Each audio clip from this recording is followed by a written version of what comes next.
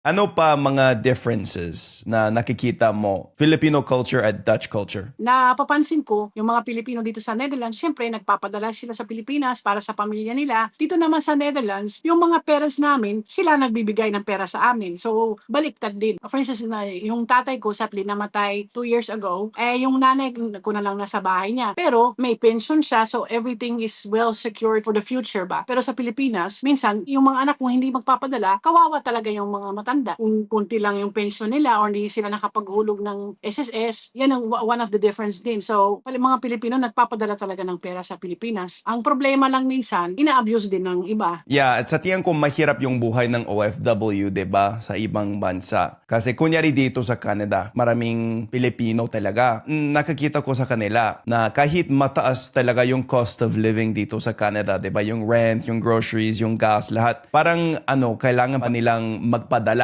sa pamilya nila sa Pilipinas. Yeah, mahirap. Kaya siguro yung iba, nagtatake ng second job, third job, para makaprovide lang.